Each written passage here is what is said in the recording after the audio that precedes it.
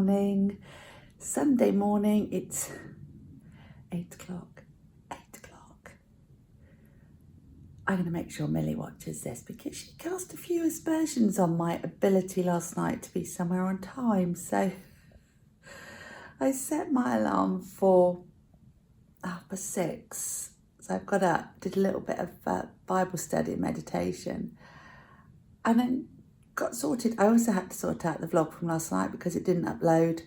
The Wi-Fi obviously was very busy last night, so I stuck it on this morning. So that went up this morning. So apologies if you're waiting with bated breath to see the madness that was yesterday.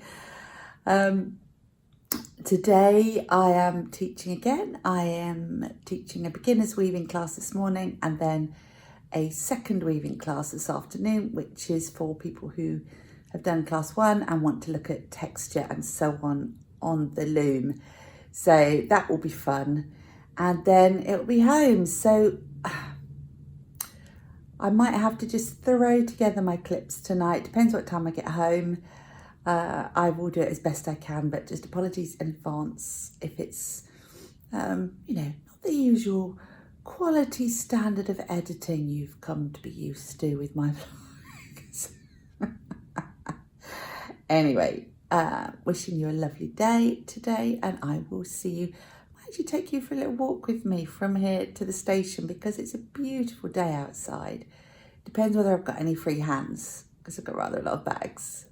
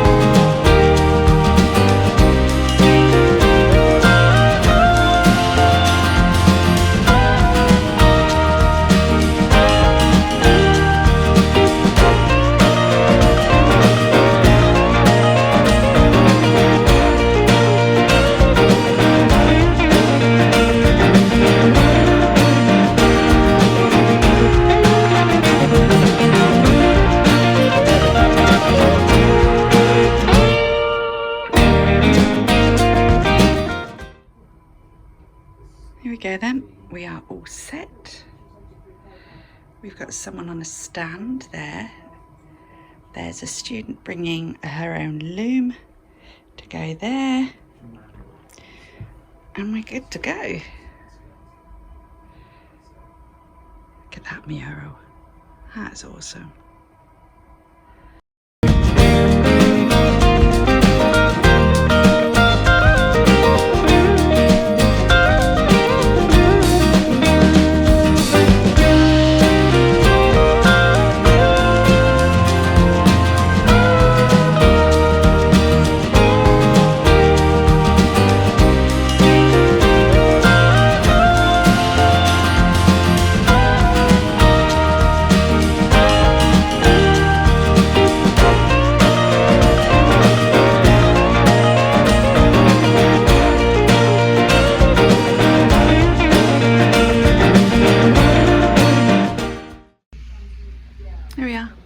Another empty room.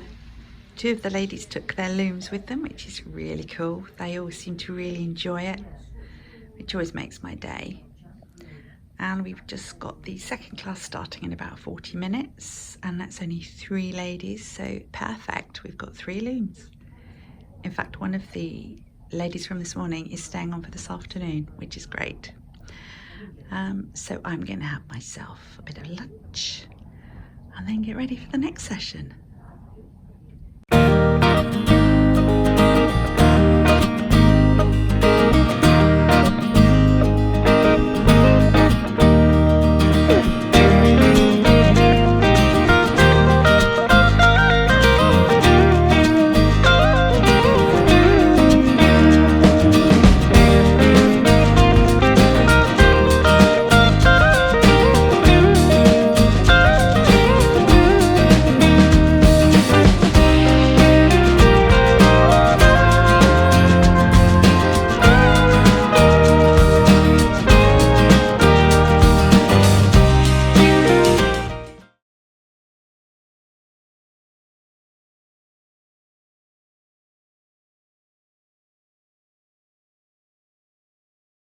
Here, right, so we are on. I'm going to do a fab editing job as well, not that I need to.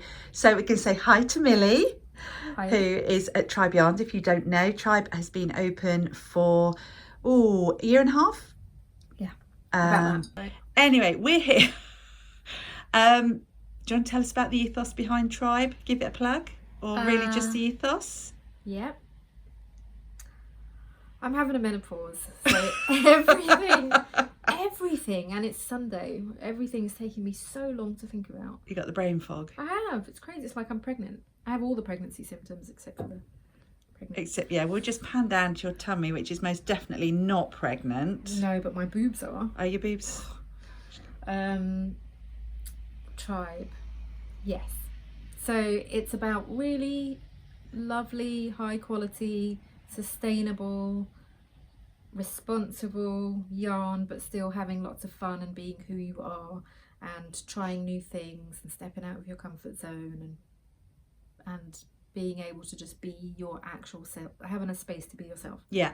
And you stock actually some pretty budget yarns as well as the high end, don't you? Yeah, I mean, regardless of price, it just has to be really nice, like really good stuff that I would knit with. Yeah. So nothing crap. I heard you telling a customer the other day, actually I've heard you say it before, that you wouldn't stock something that you wouldn't be prepared to knit with. No. And to love. So that's really good. And I have already filmed lots of footage from inside the shop, so everybody knows how lovely it is. It's lovely, yeah.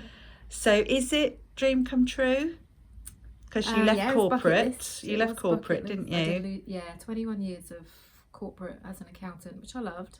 I did great stuff in corporate. I think I love a spreadsheet as much as I love knitting. I love a spreadsheet.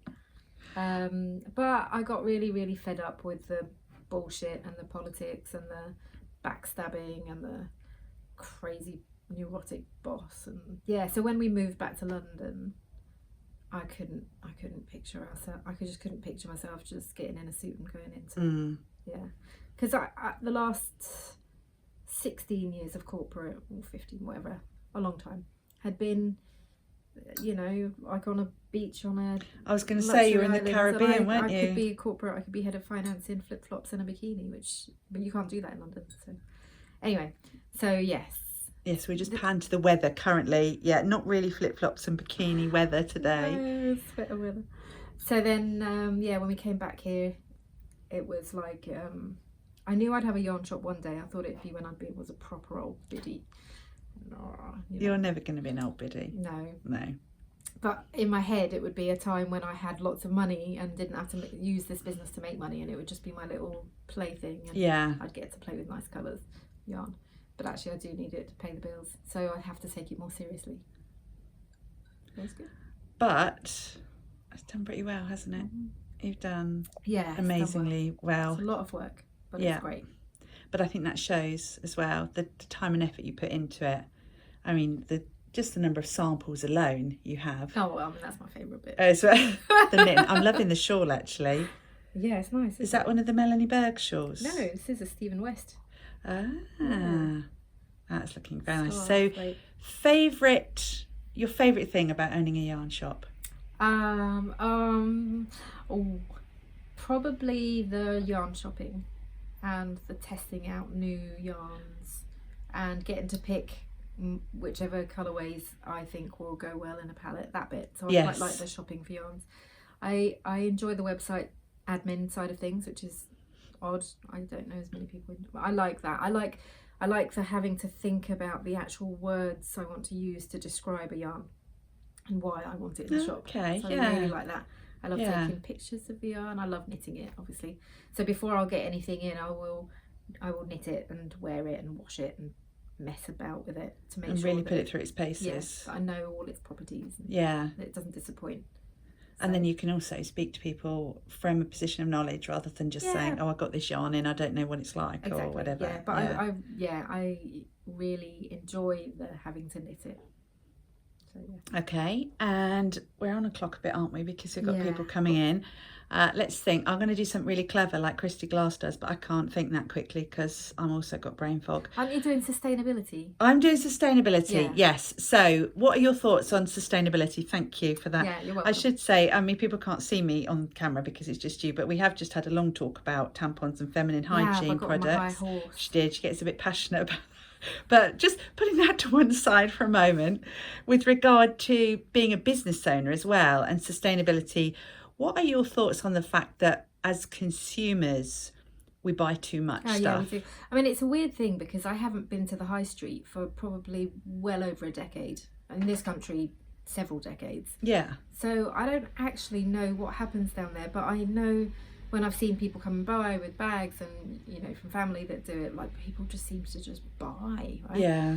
And I think I'm lucky in that we've done massive moves and huge emigrations frequently, so I don't accumulate stuff, and we live in a tiny little place right now, so I can't have stuff. So that actually works quite well, doesn't it? It does, yeah. So if I'll knit stuff, it's for the shop right now, or it's to give away, or but I do think that obviously with when you're making your own clothes, you're much more likely to keep them and wear them a lot, and you know how to mend them, and you can recycle them and you can gift them. And I think that we go through stuff a lot less when we're making it and it's made slowly than if you were to perhaps buy it from Primark. What about though the issue that I've been considering as a maker and as a, you know, I'm doing air quotes here, a creative.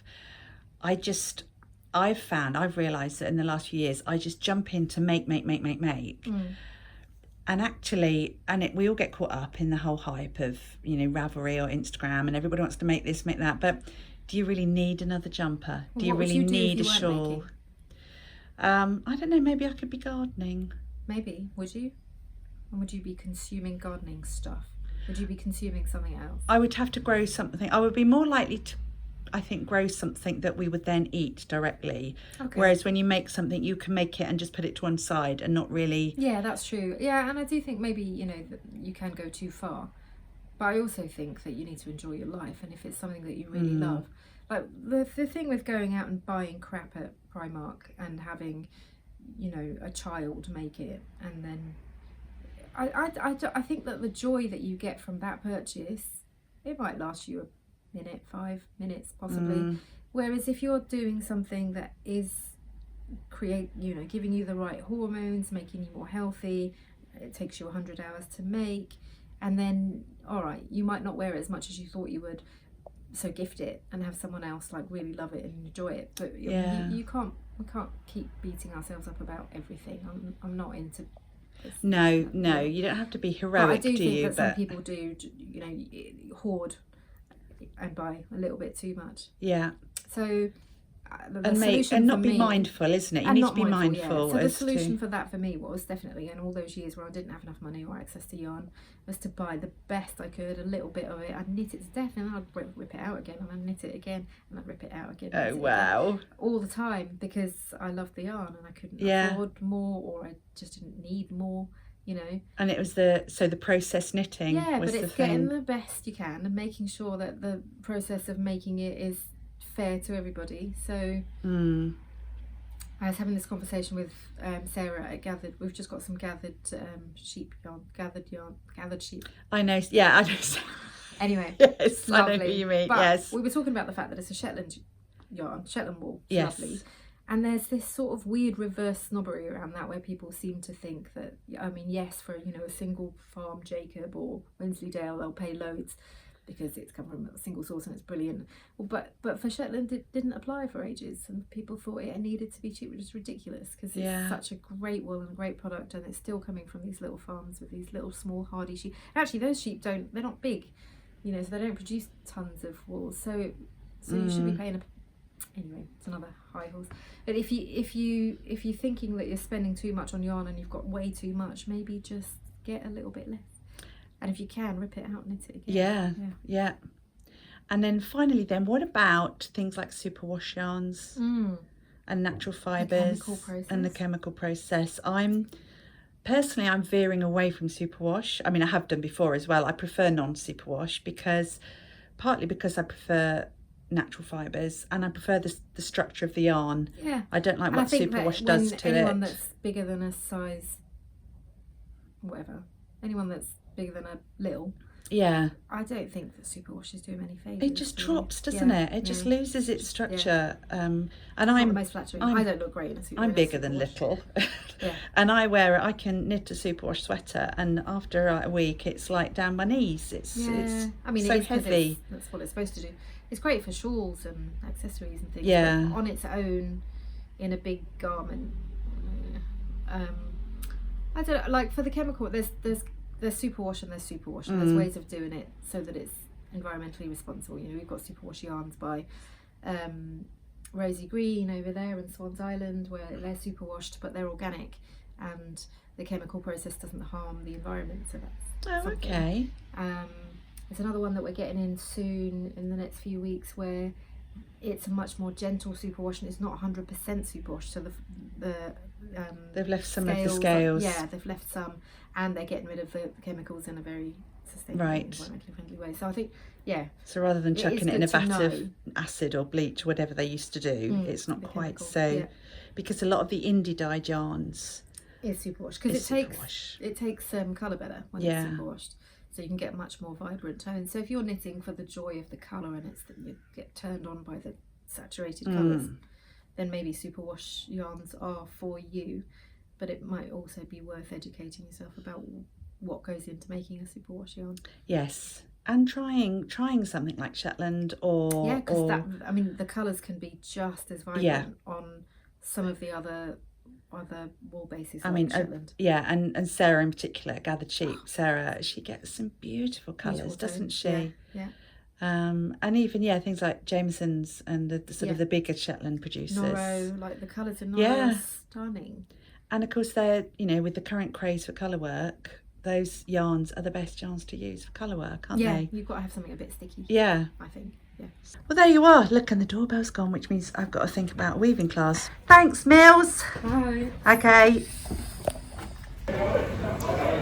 I'm at Clapham Junction station. I'm just waiting for the train to go home, and it's really busy, so I'm going to sign off. I'm extremely tired, so when I get home I will just load up the clips I've got, and I'll talk a bit more about them tomorrow. So hope you had a lovely day, and I'll see you tomorrow.